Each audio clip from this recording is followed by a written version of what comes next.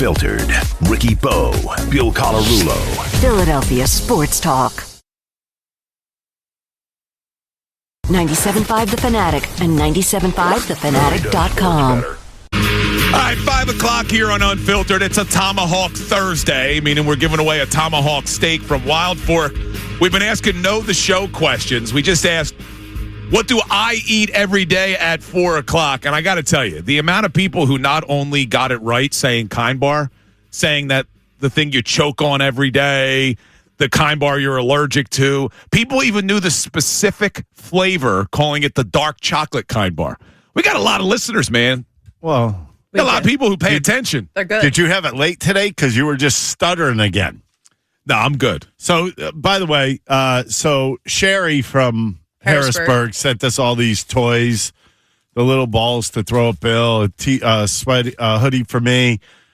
The No Nuts Kind Nuts Bar variety pack of their protein bars. And no dairy. And Bill will not eat them. Why, Silvana? I didn't say I wasn't going to eat them. Oh, no. He said he has to check with his wife first, who is a personal trainer, as many of you probably know as well. I just wanted to make sure she was okay. I have to check with my wife first. Yeah, I wanted to make sure she was okay with the calorie to protein who wears ratio. The pants in that family? Oh, we know. Please, we know. Her father does everything. He doesn't even work. Like, he goes home and he pretends to work on stuff in the backyard. We are equals.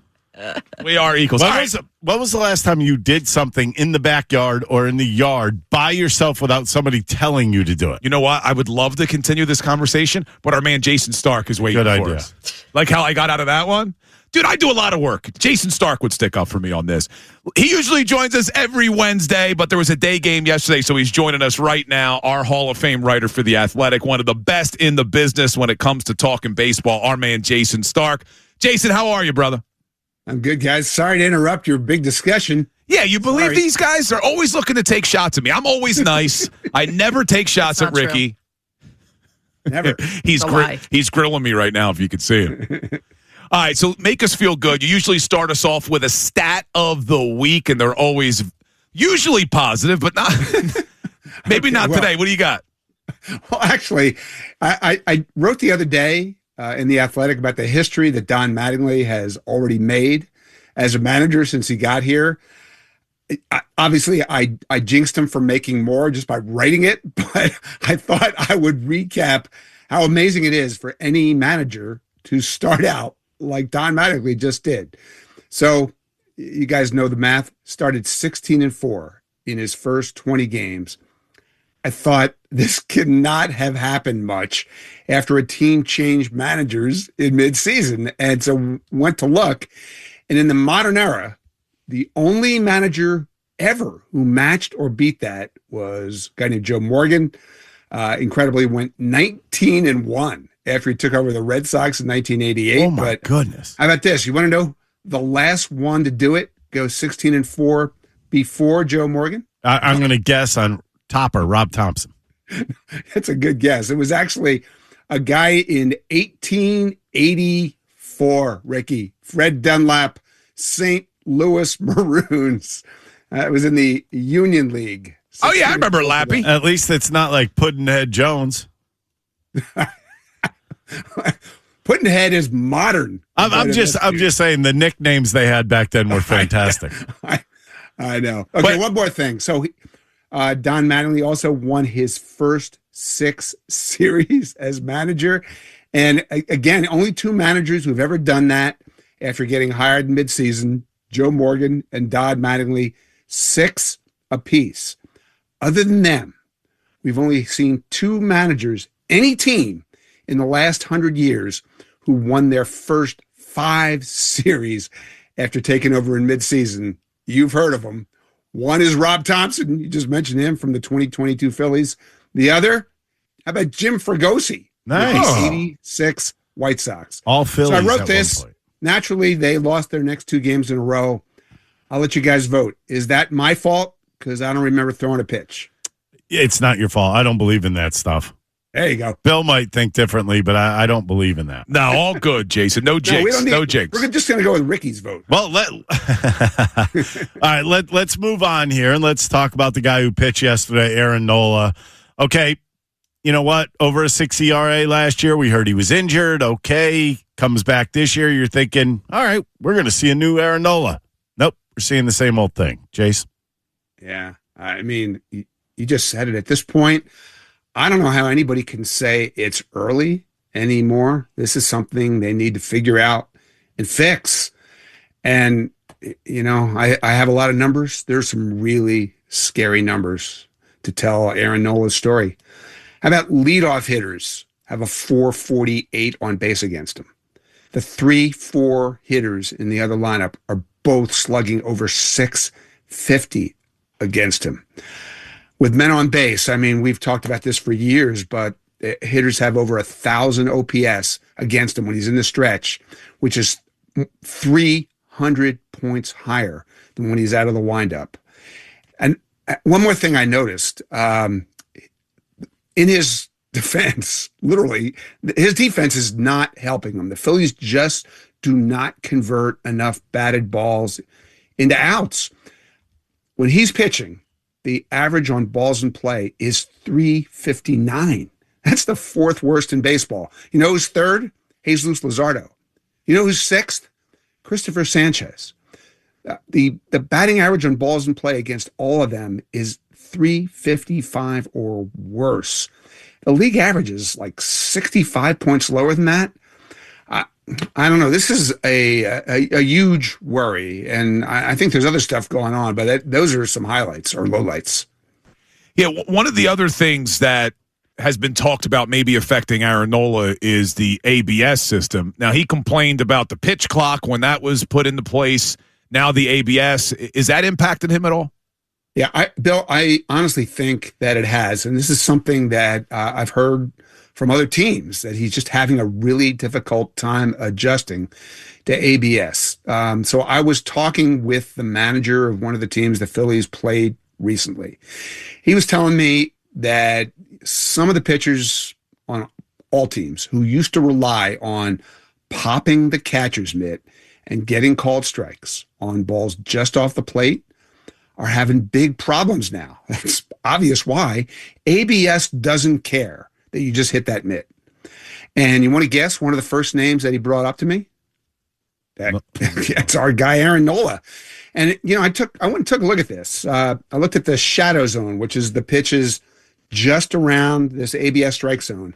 His on-base percentage on those pitches is 60 points higher than last year. I mean, it's not just him. The zone is 3 inches smaller on average than it was last year. The walk rate is way up. The unintentional walk rate is the highest we've ever seen, highest ever. And hitters are just learning to lay off. We're going to see 10,000 more pitches not swung at than last year.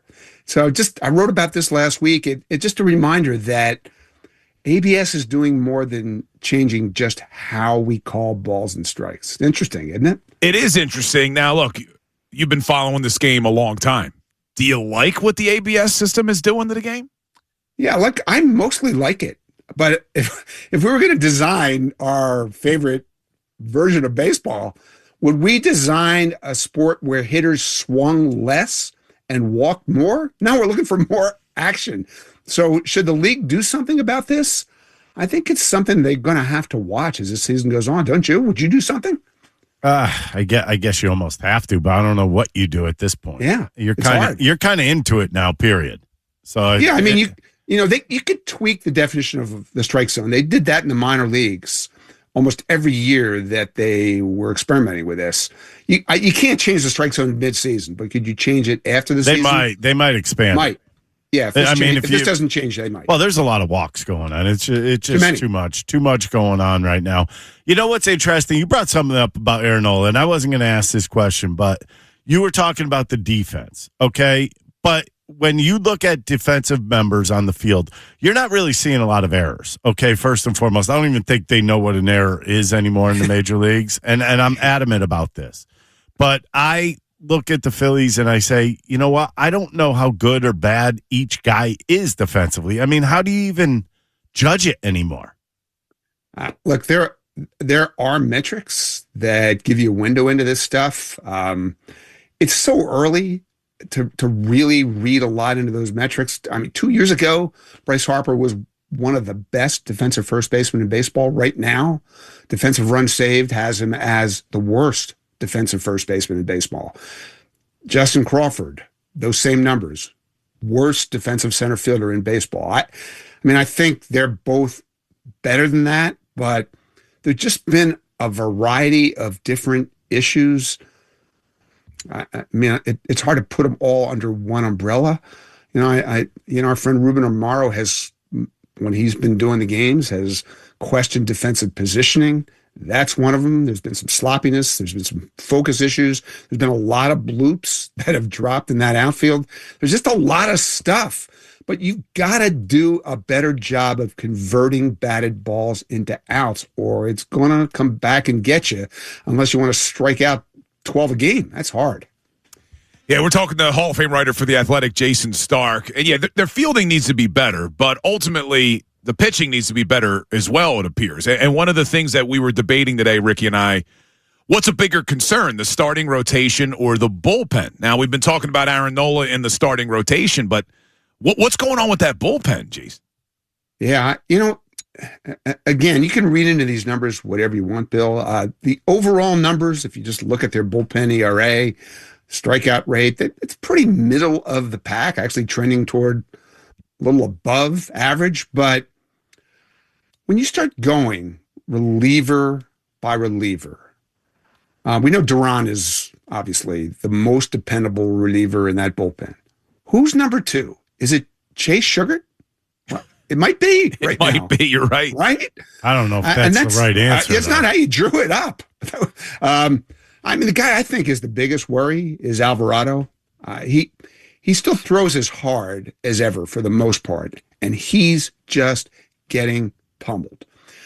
When he throws a pitch 97 miles an hour, the league average is 227. The average against him is 350. How is that even possible? I mean, you would think with his stuff, this is fixable because this is how he got here. This is what was happening with him in Tampa Bay, and they just couldn't watch it anymore, so they traded him to Philly. But what would you do with that guy? Good question. There's not much you can do. You don't have a better replacement right now because Tanner Banks, your other lefty, has struggled immensely. He's been bad, too. He really has. I once had a general manager tell me that if he was going to stock a bullpen, he'd go out and sign all the guys who were terrible the year before because they didn't get overused, didn't get abused. They'd be the freshest guys, and there's just more volatility in that position, in bullpen, than at any other position. There's just not enough Ricky Botalicos out there anymore. Well, I had my ups and downs, but... From the Philadelphia Phillies, pitcher Ricky Botanico. Jerk. He just never ends. All right, now what are you seeing from the lineup, specifically against left-handed pitchers? Why? Well, I mean, again, I'll just give you some numbers in perspective. It's pretty clear now. One of the reasons for that 16-4 run was that the parade of left-handed starters stopped, because this is just a completely different team, left-handers and right-handers. So overall, hitting .217 against left-handers, which is almost at the bottom of the sport. The Braves average is 40 points higher. Their slugging is 60 points higher against left-handers. That's a big problem. But then, how about this? The Phillies' right-handed hitters against left-handed starters are hitting .207 with a .281 on base. It's the third worst in Major League Baseball. And I mean, there's a lot going on here, too. The back end of the roster has just been awful against left-handers. Marchand, Crawford, Kemp are 6 for 60 against left-handers. But it's JT at 207. It's Trey Turner at 217. Adolis Garcia, 229. To be honest, the more you look at it, doesn't it feel like it's a roster construction problem? They just haven't done a good job of stocking the roster with right-handed hitters who give them a platoon advantage when there are left-handed pitchers pitching. And that has to be a huge target at the deadline if they even wait that long. Sounds like we're talking about every season for the last 3 years, Jason. Yeah, it's been the same stuff at the deadline, right? Get another right-handed hitter, get another reliever or two. It's a similar story, but it's addressable. Look, there's so many teams, so many general managers, Dave Dombrowski is among them, who feel like you don't have to completely put your roster together going into opening day, going into spring training, because you can do it in July. It means you've got to trade your prospects, and Dave has done a lot of that. But if they're going to win the World Series, this bullpen has to be better. The right-handed hitters have to be better. They have to be less vulnerable against left-handers. And you can address that stuff at the deadline, but when there's pressure to do it, it always makes it harder. Yeah, well, we will talk to you again next week. Let's hope maybe the right-handed bats come alive in the next few days. You got big plans this weekend? Anything good for Memorial Day weekend? I do not have big plans, but I'll have fun. What about you guys? Yeah, it's not going to be great weather. Yeah, Ricky's got to do Phillies duties. I do have Monday off, so maybe hit the golf course. I don't care if it's 40 out. Yeah, it's bad weather, man. Yeah, let's hope not. Bad weather. Jason, always appreciate it. Always great stuff from you, man. We'll talk to you next week. Have a great holiday, guys. All right, there he is, Jayson Stark, Hall of Fame writer for The Athletic. He's not wrong, as I like to say, talking about how a lot of times with roster construction, these general managers like Dombrowski think, well, we don't have to do it all now. July is an opportunity at the deadline. I'm not buying that, though, with Dave this year, because they sold us on the idea of Otto Kemp being a championship caliber player. That was his fault. Yeah, every time they got talked to about, are you running about, well, Otto Kemp's going to have a big role for us this year. And Adolis Garcia, you don't go out and spend, what'd they give him, $10 million? I don't know. I think Adolis is another $10 million $10 million player. Yes, because they're spending $30 million in right field right now. Yeah, because of what they're eating. Yeah, $10 million contract for Adolis. Yep. Yeah, I mean, well, that's like a normal contract because every time they have that, it's $10 million. Think about it. Austin Hayes, all these guys were $10 million. Merrifield. Max Kepler, Merrifield, everybody. Yeah, now Kepler was a lefty, but that was a weird signing when they did it. It was kind of strange. All right, so here's what we got coming up. Great stuff from Jayson Stark, as always. But coming up next, We Hear Ya. Best voice messages of the show, part 2. Remember, we do this twice a show, 3:45, 5:25. We had a lot of them early, and then Ricky and I started arguing with each other, and we didn't get to a lot of them. So we're going to get to as many as we can coming up next. Always one of my favorite parts of the show. We Hear You coming up next, Unfiltered, 97.5 The Fanatic, NBC Sports, Philadelphia. Unfiltered. Ricky Bo, Bill Colarulo. Philadelphia Sports Talk. 97.5 The Fanatic and 97.5thefanatic.com. All right, we got We Hear You coming up, part 2. A lot of voice messages to get to. So what we got into today, so people know, give some context to what people are probably calling about. We were talking about the Phillies. What's a bigger concern, the starting rotation or the bullpen? But then we went down the road of talking about the prove-it year conversation with Jalen Hurts and Nick Sirianni, and why Ricky and I think it's a prove-it year for both guys headed into the 2026 season. I just think in a lot of ways for an athlete, it's always a prove-it year. Especially in the NFL. Yeah. Where there's not a lot of guarantees. Contracts aren't fully guaranteed like other sports. And we just had Jayson Stark on to depress me. We had Jayson Stark on. Him with those Aaron Nola numbers were shocking. Yeah, they were pretty bad. I knew things were bad, and I skim, but I don't like to go all numbers when I talk about and analyze. But leadoff hitters batting 448. OBP 448. OBP is ridiculous. Yeah. The 3 and 4 hitters are slugging over 650. Yeah, he's struggling, man. He is struggling. We also heard from new offense coordinator Sean Mannion for the Eagles. So these voice messages can really go anywhere. We Hear You, always brought to you by Rycor Heating and Cooling. If your home's running hot and cold, upgrade to a high-efficiency heat pump system and start saving every month. You can schedule your free consultation online at RycorHVAC.com or call 1-855-MY-RYCOR. Upgrade today. Rycor, we know how. Hit it, Silvana. Now. You want to know? Yes. Okay, I'm going to tell you. Are you listening to me? We can hear you. I have something to say. Please just keep it simple and brief. Thank you. Listen to me carefully. And that's all I have to say about that. We hear you. All right, let's get things started. It's a proven year because Jalen Hurts thinks it's a proven year. The guy's a leader and always expects a lot out of himself. Did you see his lock screen after they lost the Super Bowl? And it's also a proven year because on June 1st, they're going to trade the best weapon they have for their passing offense, and it's yet to be determined who's going to get all those targets and if Lemon's going to be as good or not. Plus, the passing offense was stagnant. So it's definitely a prove-it year for Jalen Hurts, and I think he's going to prove all the doubters wrong. We're winning the division, and we're getting past the wild card round of the playoffs. That's a good call right there.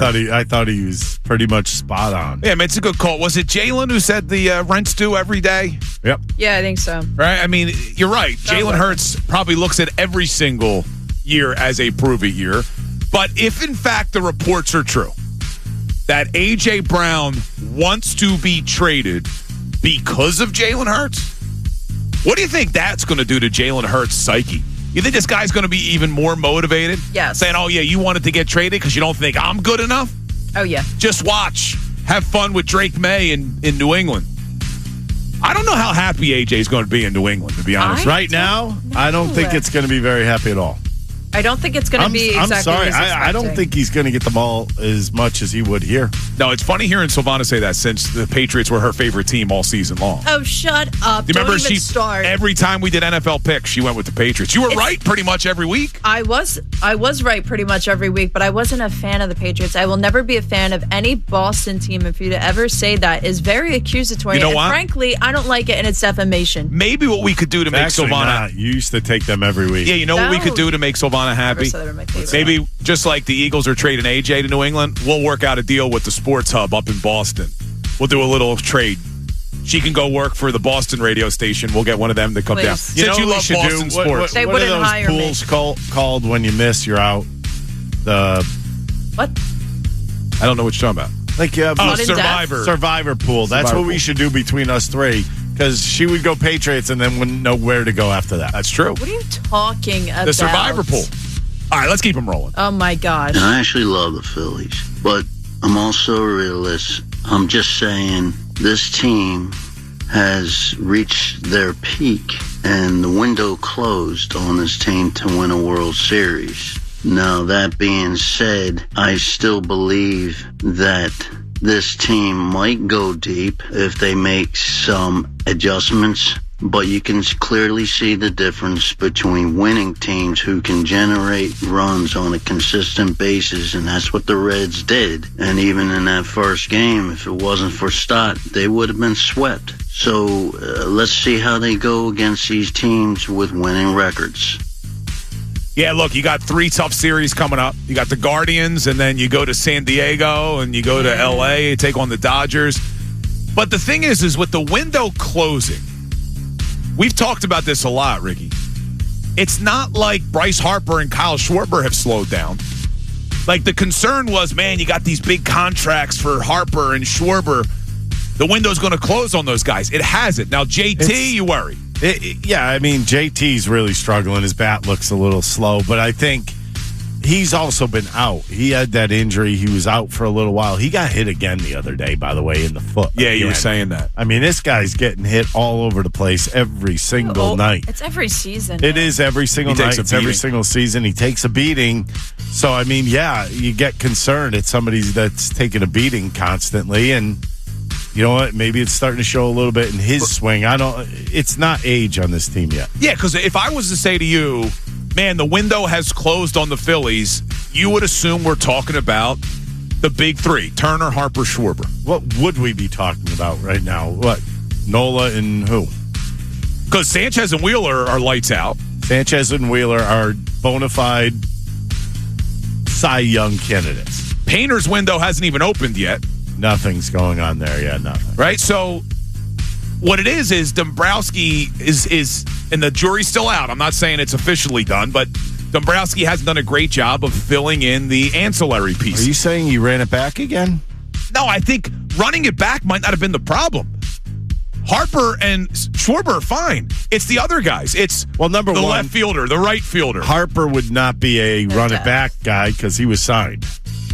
Well, yeah, I mean, you had to run it back with the run-it-backs. I guess Schwarber would be included, but not everybody wanted Schwarber back. But really, it's kind of the new pieces. It's the Otto Kemp you sold us on. It's Adolis Garcia. It's Otto Kemp. It's Alec Boehm still being here. It's a lot of question marks. It's Brad Keller, who's new. Like, I'm looking at some of the new guys, man. Right. All right, what else we got? Here's some more of Ricky's favorite classic American sayings. Meowing up the wrong tree, the hippopotamus in the room, straight from the cow's mouth, plenty of sharks in the sea, and getting your geese in a row. Yeah, that was in relation to Ricky made a comment and said it's the best thing since apple pie. And I go, wait. The expression is it's the best thing since sliced bread. And the two of you, including Silvana, disagree with me. That caller knows what he's talking about. I didn't disagree for the millionth time. That caller knows what he's talking about. So when I was crushing all food, I could say it was the best thing since McDonald's hash browns. No, you can't say it. Love them. The saying is the best thing since sliced bread. No. You say what you want. I say what I want. I think that it's appropriate to say what Ricky said, but I know that what you're saying is also It's correct. not appropriate to say an expression wrong. That's why that caller, who is very intelligent, and I have no idea who it was. Yeah, sure. I think it was Dylan, our digital coordinator. That was Dylan. But he's not wrong. Another You donkey. wouldn't say right from the cow's mouth. You would say from the horse's mouth. You wouldn't say get your geese in a row. You'd say get your ducks in a row. I like that. Geese are dogs. Cow's mouth. See, you two. They're mallards. I'm trying to help you so you don't embarrass yourself. Nobody cares. You know what, Bill? You embarrass yourself every freaking day on the show because you can't speak English. I would say no. And then you take those nuts and then you can't speak at all.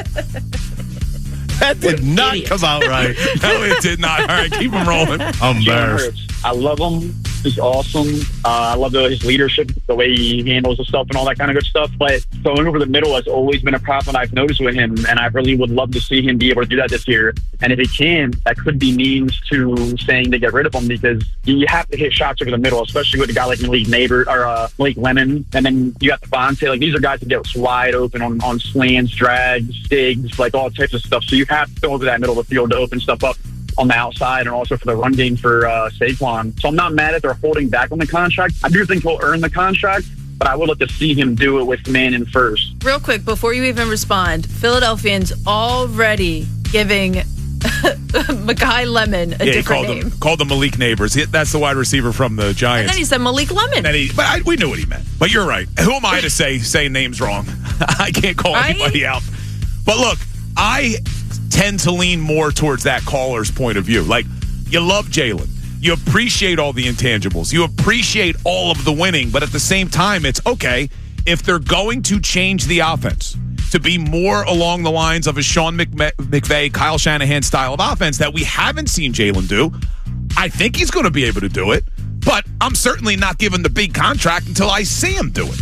I think that's a completely fair way to view this thing. Because if they were to give him a big contract now, and then he comes out and he really struggles in the Sean Mannion system, now what are you doing? I don't think anyone's saying to go ahead and extend him right now. I think a lot of people are just saying, like, yes, this is a prove-it year in the sense that you want to see that he can bounce back. I don't think a lot of people are saying that. I think, okay. I think a lot of, you're right. A lot of people are saying that, but there's also just as many people saying what Kincaid said, which is like, extend them now. You're an idiot to think it's a prove-it year. You know, that's an asinine statement. Look at what he's already done. And I'm saying you could be appreciative of what he's already done and still say, but now we have to see him evolve because it's all about evolving. At the same time, do they really have another choice? Not right now. No. And look, I do believe this is going to be all moot. I think Hurts is going to have a monster year. Honestly, that's a saying I don't understand. I think both points are going to be moot. Mute. You got me all screwed up right now. Is it moot or mute? It's moot. Moot. M-O-O-T. Point. Yeah, well, I don't like that saying. I want to get rid of that one. Well, Bill says it funny, so I it's just a moot point. Really screwed it up. It's moot point. Moot. It's a moot point. All right, let's get them going. How many more we got? Two? Two more. I don't know about you guys, but I'm not too sold on the Eagles wide receiver crew. Obviously, we're going to be losing A.J. Brown. I do not think that Devontae Smith is a 1. I think he's a 1A at best. And then we're going to be counting on a rookie to do something that we just drafted. And A.J. Brown used to open up a lot of stuff for other wide receivers. because he did draw double coverage at times, and I think it's going to be an issue this year. So hopefully our new offensive coordinator can draw some other things up, and we can get a little creative here, and we can get around this. All right, look, I agree that you're probably a better team with AJ. I mean, AJ is one of the best receivers in the NFL. But if you take a step back and they do trade AJ, let's assume that happens, you still have these weapons on your offense. Devontae Smith, Dallas Goedert, Saquon Barkley, Tank Bigsby. You drafted Mekhi Lemon. You drafted Eli Stowers. You signed Dontavian Wicks. Like, they have enough. You have enough. Like, if you believe in Jalen Hurts, they have enough weapons on this offense to make it work. Better with AJ, of course, but this is nothing to slouch at, right? Is that the right expression? I think AJ Brown makes them better, but that doesn't necessarily mean anything else. I mean, that doesn't mean they can't bring in other guys in here that can't be just as good. Look, he's a great receiver. See, now you cannot put down a number one receiver. He's a number one receiver on the Eagles right now. Right now, as we speak. You talking about AJ or Devontae? AJ. Yeah, they're a better receiver core with AJ. I just still think they have a very good talent. I think they have enough. Yes. Is that what you're looking for? They have enough. I'm with you on that. All right, let's get the last one in. What's up, Unfiltered crew? It's Unk. So here we are worried about the wrong stuff again. Is this a proven year for Jalen? Is this a proven year for Nick? The only thing it's proven is that this fan base is still as biased as it's ever been. If you say it's a proven year for Jalen, you're a hater. If you say it's a proven year for Nick, there's something wrong with you. I don't understand where these philosophies come from, but then again, I do. I do understand, because it's the history of our franchise. It's the history of our city. Either the guy has to resemble you, or he has to play the way you think he should play, or he has to play the game the right way. There's all these caveats when it comes to players and coaches that a fan likes or doesn't like. And whichever side of the fence you stand on, the other side looks at you like you're crazy. Now, Unk makes a good point. Now, I don't know what Unk's position is. He's saying we're focused on the wrong things. I don't know what his position is on prove it year or not, but he is right. Like, even when the Jalen Hurts and the Eagles were winning all those games in 2024, a lot of people didn't like the way it looked. Even though Nick Sirianni has been the most successful coach in franchise history, people don't like the way he speaks or carries himself. I mean, there are things that we critique, whereas if we were just looking at the final result and the final product, we'd be ecstatic.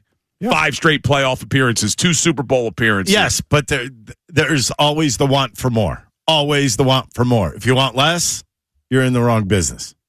And that's why we give you more every day at 4 o'clock. We do. And by the way, Dun-dun-dun. The answer is yes. The best thing since apple pie is a perfectly appropriate and fun idiom to use. All right, first of all, suck on it. I saw Tristan tweet this out, and I think it's wrong. Because it says it's appropriate to use because it's a playful, folksy twist on the classic best thing since sliced bread.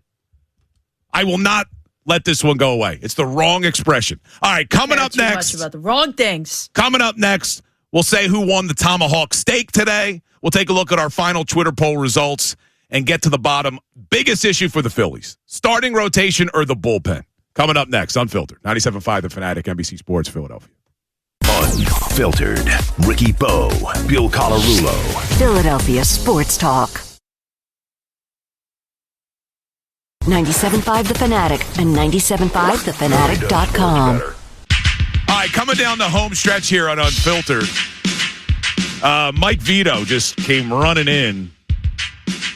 Did we get confirmation of this? I'm looking for it. So, Kyle Busch, who is on the NASCAR, was hospitalized due to an illness earlier in the day, but now it's being reported that he might have passed away. I don't have confirmation on this, so I don't. It says Kyle has experienced a severe illness resulting in hospitalization. He was undergoing treatment and will not compete in any of his scheduled activities this week. And that was 7 hours ago. New York Times says that he has passed. Yeah. What? At 41. That is scary. Yeah. So he was hospitalized when? This Today? week. It says this week. He was hospitalized today, according to Beater. Today, 7 hours ago today. Hospitalized today due to an illness and then pronounced dead a few minutes ago. Yeah. Kyle Busch, 41 years old. Man, that's scary. Oh, he's got an 11-year-old son. Yeah, this is terrible. 4-year-old daughter. This is tragic, man. This is NASCAR put it out. Oh, man. 41 years old. That is terrible. Yeah, so the report from this morning was that he was experiencing a severe illness resulting in hospitalization, and now he's been pronounced dead. So I'm sure we'll get more information as it becomes available. But, man, oh, man. So our hearts go out to the Kyle Busch family. Jeez. That's awful. What a way to end the show here. Listen to this. Apparently, it started at Watkins Glen on 2 the weeks ago. 7th of May as a sinus cold. Yeah, there's got to be more to it here. I mean, obviously, something. This was worse than just a sinus issue. Well, that's how it started. That's how it started like about symptom-wise. 2 weeks ago. Last week, he said that he's still not great. Cough, pretty substantial. Oh, man. All right. We'll try to get refocused here. So Kyle Busch passes away, age 41 years old. Now our question about what's more concerning, the bullpen or the starting rotation, seems petty. Trivial. Yes. A little petty. It seems trivial, but we'll try to get back into it. So the question that we opened up the show today, after you watch Aaron Nola struggle last night, and then the team tries to battle back, and then you see the bullpen come out and they struggle, and that's kind of been what's been happening over the last few weeks. Even with this team winning, the bullpen hasn't really been setting the world on fire. Aaron Nola struggled all season long. What's a bigger concern for you? Is it the starting rotation or that bullpen? I truly believe it's the starting rotation, because I think that when you look at outside of Wheeler and Sanchez, there's a lot of question marks.